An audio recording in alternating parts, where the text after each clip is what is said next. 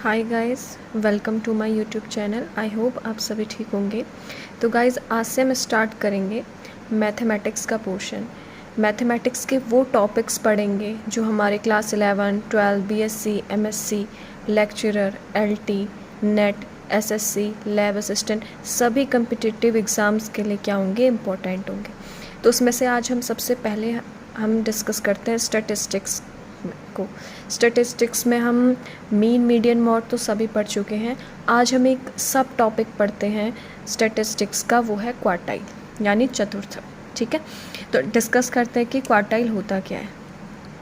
और गाइस, अगर आपको मीन, मीडियन, मॉड भी पढ़ना हो एक सिंपल वे में, एक सिंपल ट्रिक से, तो आप कमेंट कर सकते हैं। नेक्स्ट क्लास में मीन, मीडियन, मॉड हम पढ़ लेंगे। ठीक है, तो अब हमारा टॉपिक है क्वार्टाइल। अब हम देखते हैं क्वार्टाइल होता क्या, चतुर्थक कहते हैं किसे। ठीक है, जैसे कि नाम से ही पता चल रहा है क्वार्टाइल।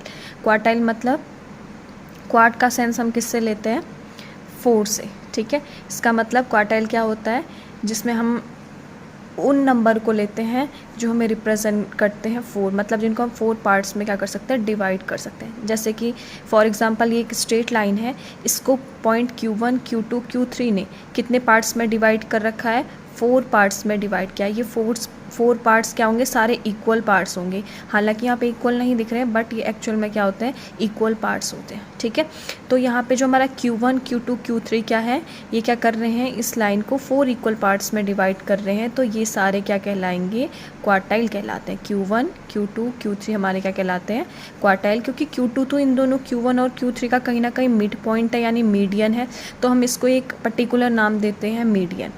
बट ये जो हमारे Q1 और Q3 हैं, इनको हम बोलते हैं, Q1 को बोलते हैं लोअर क्वार्टाइल एंड Q3 को बोलते हैं अपर क्वार्टाइल। तो कहीं ना कहीं Q1 और Q3 हमारे किसके अंदर आते हैं, क्वार्टाइल या चतुर्थक के अंदर आते हैं। ठीक है, तो Q1 क्या होता है, मीडियन के लेफ़्ट साइड में जो आता है उसे बोलते हैं हम लोअर क्वार्टाइल, मीडियन के राइट साइड में जो आता है उसे बोलते हैं हम अपर क्वार्टाइल। ठीक है, अब देखते हैं इनका रेशियो क्या क्या होता है। क्योंकि मीडियन है मतलब हमने ओवरऑल कितने पार्ट्स में डिवाइड किया है, स्ट्रेट लाइन को 4 पार्ट्स में डिवाइड किया है।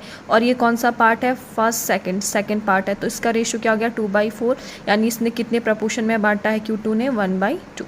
सिमिलरली अगर हम Q1 को देखें तो इसने 4 इक्वल पार्ट्स में बांटा है, और ये कौन सा पोर्शन है, फर्स्ट पोर्शन है, तो इसने कितने पोर्शन में इसने बांटा है, 1/4। ठीक है, सिमिलरली यहाँ Q3 को देखें तो इसका फर्स्ट, सेकंड, थर्ड पोर्शन है और ओवरऑल 4 है, तो इसने कितने पार्ट में डिवाइड करा इस लाइन को, 3/4। ठीक है, तो अपर क्वार्टाइल Q3 वो कितने पार्ट में बांटता है, 3/4। लोअर क्वार्टाइल Q1 वो कितने पार्ट में बांटता है, 1/4। ठीक है, यहीं से एक रिज़ल्ट आता है जिसके बेस पर हमें क्वेश्चंस पूछे जाते हैं। देखिए, मीडियन हम पढ़ चुके हैं। मीडियन अगर हमें एक अनग्रुप्ड डाटा हो तो मीडियन कैसे निकालना है, ये हमने डिस्कस किया 9th 10th में।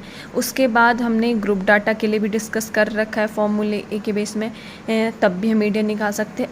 इन केस अगर आपको ऑब्जर्वेशन में बोला होगा Q1 and Q3 this and this, so find median.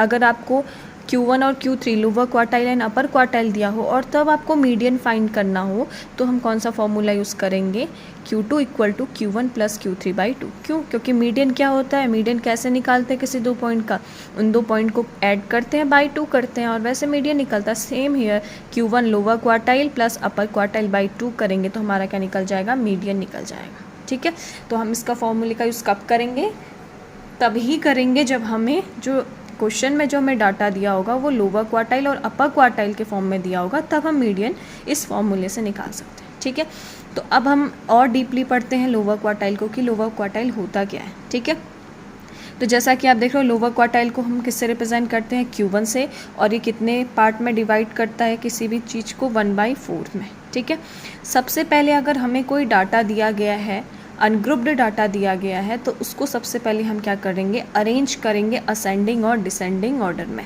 उसके बाद ही हम प्रोसेस को आगे बढ़ाएंगे। ठीक है, तो जब हमने डाटा को अरेंज कर दिया, अब हम देखेंगे जो डाटा हमें दिया गया है वो अनग्रुप्ड डाटा है या ग्रुप्ड डाटा है। अगर हमें दिया गया डाटा अनग्रुप्ड डाटा है तो Q1 निकालने का फॉर्मूला हो जाएगा 1/4। अब 1/4 क्यों आ रहा है यहाँ पे, क्योंकि हमारा लोअर क्वार्टाइल कितने पार्ट्स में डिवाइड करता है, 1/4। तो Q1 निकालने का फॉर्मूला हो गया 1/4 × n + 1th टर्म एक बात यहाँ से गौर करिएगा कि ये जो Q1 हमें मिलता है यहाँ से एग्जैक्ट वैल्यू नहीं मिलती है, या हमें टर्म की फॉर्म में मिलता है। जो Q1 आएगा वो हमें टर्म मिलेगा, और उसके बाद हमने जो अरेंजमेंट करा होगा असेंडिंग डिसेंडिंग ऑर्डर में, उसमें हम देखेंगे कि कौन सा नंबर है। जो नंबर आ रहा होगा वही हमारा Q1 होगा। तो ये याद रखिएगा कि यहाँ पर से Q1 हमें इस फॉर्मूले से हमें टर्म मिलता है, ना कि एग्जैक्ट वैल्यू। ठीक है। फॉर ग्रुप्ड डाटा की बात करें तो ग्रुप डाटा के लिए फॉर्मूला होता है Q1 equal to L plus n/4। 4 आया है यहाँ पे, याद रखिएगा 4 किस लिए आया है, क्योंकि लोअर क्वार्टाइल का कितना पार्ट होता है 1/4 इंटू, ऐसे भी बोल सकते हो 1/4 into n minus CF upon में F इंटू H, जहाँ पे L क्या होती है लोअर लिमिट, n होती है total number of observation, CF होती है cumulative frequency, small f frequency, और H आपकी विड्थ या क्लास साइज। ठीक है। ये फॉर्मूला आपको देखा लग रहा होगा, क्योंकि ये फॉर्मूला हम ग्रुप्ड डाटा में पढ़ते हैं किसके लिए, मीडियन के लिए, और वहाँ पे फॉर्मूला होता है L प्लस n/2। अब n/2 क्यों होता है देख लीजिए, क्योंकि मीडियन कितने पार्ट्स में डिवाइड करता है 1/2, इसीलिए यहाँ पे क्या होता है मीडियन के लिए n/2, और लोअर क्वार्टाइल के लिए पढ़ लेंगे तो n/4। ठीक है। अब आते हैं अपर क्वार्टाइल के लिए। तो अपर क्वार्टाइल का फॉर्मूला को हम किससे रिप्रेजेंट करते हैं, Q3 से, और ये कितने पार्ट्स में डिवाइड करता है हमें 3/4। तो अनग्रुप्ड डाटा होगा तो उसके लिए हम Q3 कैसे निकालेंगे 3/4। अब देखो 3/4 क्यों आ रहा है, क्योंकि हम कितने पार्ट्स में डिवाइड कर सकते हैं इस Q3 को, कितने रेशियो में बांटता है ये 3/4 इंटू n+1th टर्म। ठीक है। तो अनग्रुप्ड डाटा होगा तो इससे एग्जैक्ट इससे टर्म निकलेगा। ग्रुप्ड डाटा होगा तो सेम ऊपर वाला फॉर्मूला होगा Q3 equal to L plus, अब देखो यहाँ पे कितना आ गया 3/4। ठीक है। n माइनस CF अपॉन में F इंटू H। बिल्कुल रटने की ज़रूरत नहीं है, समझ के पढ़ोगे तो आप कभी नहीं भूलोगे, रटोगे तो फिर एकदम से भूल जाएंगे। इसीलिए समझिए कि Q3 3/4 में बांटता है तो फॉर्मूले में भी 3/4 इंटू n होगा। Q1 1/4 बांटता है तो फॉर्मूले में भी क्या होगा 1/4 इंटू n होगा। Similarly ungrouped data. ठीक है। तो डिस्कस करते हैं कि क्वेश्चन किस हिसाब से आता है। ठीक है। अब ये क्वेश्चन देखिए, आपसे पूछा है कैलकुलेट Q3 आपको कैलकुलेट करना है। ठीक है। जहाँ पे आपको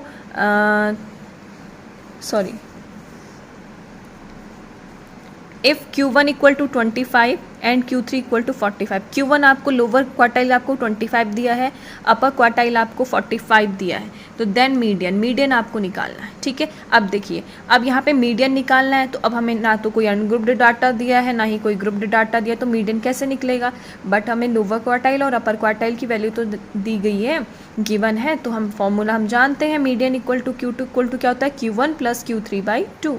तो Q1 हमारा 25, Q3 हमारा 45/2 यानी 70/2, इट्स मीन Q2 कितना हो गया 35। मीडियन हमारा कितना आ गया 35। आप खुद देख सकते हैं, अगर लोअर क्वार्टाइल 25 है, अपर क्वार्टाइल 45 है, तो कहीं ना कहीं इनके बीच का पॉइंट क्या होगा मीडियन होगा, और इनके बीच में क्या आएगा एग्जैक्ट बीच में 35, वही हमारा क्या होगा Q2 होगा। ठीक है। अब हम नेक्स्ट क्वेश्चन पर देखें तो आपसे बोला गया है कैलकुलेट Q3 आपको कैलकुलेट करना है, और आपको ऑब्जर्वेशन दिए गए हैं, गिवन है 3, 13, 11, 15, 5, 4 एंड 2। तो सबसे पहले तो आप देख लिए नंबर ऑफ ऑब्जर्वेशन कितने हैं, 1, 2, 3, 4, 5, 6, 7 है, मतलब क्या है ऑड है। ठीक है। अब मैं आपको यहाँ पे Q3 और Q1 निकालना बताऊँगी कब, जब n हमारे ऑड हो, n हमारे इवन हो। क्या चेंजेस आता है ऑड होने में, क्या चेंजेस आता है इवन आने में, आज हम इसको देखेंगे। ठीक है। फॉर्मूला सबका सेम होगा, बस थोड़ा सा क्या आ जाता है, दोनों में चेंजेस आ जाता है। ठीक है। तो हमें n क्या गिवन है, n हमें दिया गया है n इक्वल टू 7। ठीक है। n कितना गिवन है 7 गिवन है। n 7 इट्स मीन n कैसी वैल्यू है ऑड वैल्यू है। ठीक है। तो और ये हमारे को डाटा कैसा गिवन है अनग्रुप्ड डाटा है, और अनग्रुप्ड डाटा है तो हम कौन सा फॉर्मूला यूज़ करेंगे Q3 के लिए हम जानते हैं, बट फॉर्मूला यूज़ करने से पहले हम इस ऑब्जर्वेशन को, इस डाटा जो गिवन डाटा है, इसको हम किस में अरेंज करते हैं, असेंडिंग और डिसेंडिंग ऑर्डर में। ठीक है। तो मैं किसी भी असेंडिंग ऑर्डर में कर लेती हूँ। तो सबसे छोटी वैल्यू है इसमें 2, फिर है हमारी 4, देन 3, 2, 3, फिर है 4 and then 5, then 11 and 13, then 15। ठीक है, तो ये हमने गिवन डाटा को क्या कर दिया, असेंडिंग ऑर्डर में अरेंज कर दिया। ठीक है, अब यहाँ असेंडिंग ऑर्डर में अरेंज कर दिया। अब हम यहाँ पे फॉर्मूला लिख सकते हैं। हमारा Q3 निकालने का फॉर्मूला क्या होता है, 3/4 into n plus 1th term. ठीक है, तो अब यहाँ से देखिए 3/4, n की वैल्यू क्या है 7, 7 प्लस 1 8, तो यहाँ से मिल गया हमें 3/4 इंटू 8th टर्म, और 4 से कैंसिल हो जाएगा 2 टाइम, तो हमें यहाँ से मिल गया 6th टर्म। ठीक है, 6th टर्म मिल गया या 6th ऑब्जर्वेशन मिल गया। तो हम Q3 देखेंगे तो अब हमें ये एग्जैक्ट डायरेक्ट वैल्यू नहीं मिली है, अभी हमें ये टर्म मिला है। ठीक है, तो इसीलिए हम Q3 में देखेंगे, यहाँ पे जो हमने अरेंज किया गया है असेंडिंग ऑर्डर में जो लिखा गया है उसमें चेक करेंगे। 6th टर्म देखिए कौन सा है, 1 2 3 4 5 6 यानी 13। तो हमारा फाइनल आंसर क्या हो गया, Q3 इक्वल टू 13।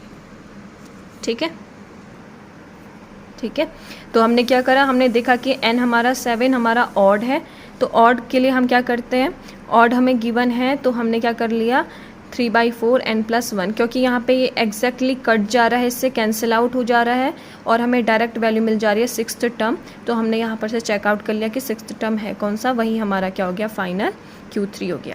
अब आप देख सकते हैं कि Q3 हमारी अपर क्वार्टाइल होती है, यानी मीडियन से ज़्यादा वैल्यू, और ये देखिए कभी भी जो अपर क्वार्टाइल होगा आपके इस पोर्शन पे वैल्यू देगा, और जो लोअर क्वार्टाइल होगा आपका हमेशा इस पोर्शन पर वैल्यू देगा, और मीडियन तो हमेशा आपका क्या होगा, मिड में होगा। ठीक है, अब हम डिस्कस करते हैं उस एग्जाम्पल को जब हमें n की वैल्यू क्या गिवन है, n किस फॉर्म में है, इवन के फॉर्म में। ठीक है, देख लीजिए 1 2 3 4 5 6 7 8, तो n हमारा कैसा है इस क्वेश्चन में, n हमारा है 8 यानी इवन, और डाटा हमारा अनग्रुप्ड डाटा है तो अनग्रुप्ड डाटा वाला फॉर्मूला हम यूज़ करेंगे। ठीक है, तो अब हम यहाँ पे देखें, सबसे पहले हम इसे क्या करेंगे, arrange in ascending order. Ascending order में हम क्या कर लेंगे, पहले इस डाटा को अरेंज कर लेंगे असेंडिंग ऑर्डर। आप चाहे तो डिसेंडिंग ऑर्डर में भी कर सकते हैं एज यू विश। तो सबसे छोटा अगर लिटिल वैल्यू देखें तो 10 10 then 20 then 20 2 time again 30 50 and 70, 1 2 3 4 5 6 7 8। ठीक है, अब हमारा स्टार्ट हो जाएगा। Q1 निकालने का फॉर्मूला क्या होता है, Q1 निकालने का फॉर्मूला होता है 1/4 into n plus 1th term. ठीक है, तो 1/4 इंटू n की वैल्यू क्या है हमारी 8, तो 8 प्लस 1th टर्म। अब देखिए E1 में क्या दिक्कत होती है, 8 प्लस 1 9 यानी 9/4th टर्म। अगर इवन ऑब्जर्वेशन आपको दिए गए हैं तो जो 4 होगा उससे वो पूरी जो हमारा न्यूमरेटर होगा वो पूरी बार कैंसिल आउट नहीं होता है इवन में, यहाँ पे ये दिक्कत आती है। ठीक है, अब हमारे जो नंबर है वो पॉइंट में तो हो नहीं सकते। ठीक है, तो उसके लिए करते क्या है, देखिए टर्म, यानी इसको अगर हम डिवाइड कर ले तो हमें मिल जाएगा 2.25 टर्म। ठीक है, अब 2.25 अगर हम देखें तो कहीं ना कहीं 2.25 किस किस के बीच में आएगा, 2 और 3 के बीच में आएगा। ठीक है, तो इसको सबसे पहले क्या कर देते हैं, हम एक्सपेंड फॉर्म में लिख लेते हैं। क्या करेंगे, सबसे पहले एक्सपेंड फॉर्म में लिखेंगे, यानी टूथ ऑब्जर्वेशन या टूथ टर्म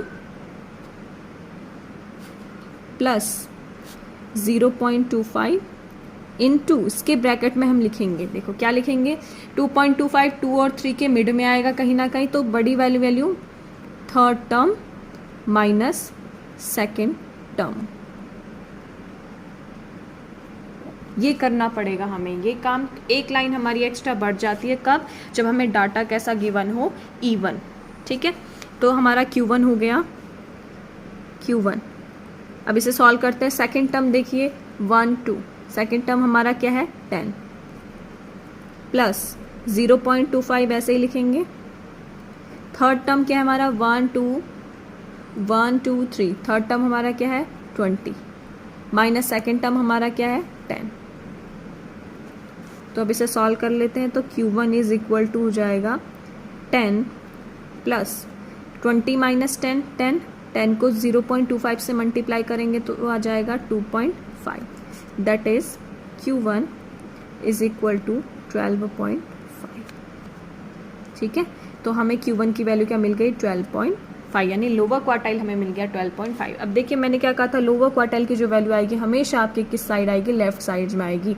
तो 12.5 समथिंग समथिंग इधर पे होगा, तो यहाँ पे हमारा लोअर क्वार्टाइल मिलेगा, राइट साइड को हमेशा हमारा अपर क्वार्टाइल में। अगर आपकी वैल्यू अपर क्वार्टाइल में बहुत छोटी आ रही है, इसका मतलब इट्स मीन आपने कहीं ना कहीं आपकी कैलकुलेशन में क्या हुई है, गड़बड़ी हुई है। ठीक है, तो गाइज आज हमने लोअर क्वार्टाइल और अपर क्वार्टाइल को समझा, उसके एग्जांपल्स देखे, और हमने ये देखा कि अगर नंबर ऑफ ऑब्जर्वेशन इवन हो तो क्या होगा, नंबर ऑफ ऑब्जर्वेशन अगर आपके ऑड आए तब क्या होगा। ठीक है, तो कल हम डिस्कस करेंगे कि ग्रुप्ड डाटा के लिए हम लोअर क्वार्टाइल और अपर क्वार्टाइल कैसे फाइंड कर सकते हैं, Q1 और Q3 हम कैसे फाइंड कर सकते हैं। ठीक है, तो मिलते हैं कल, थैंक यू।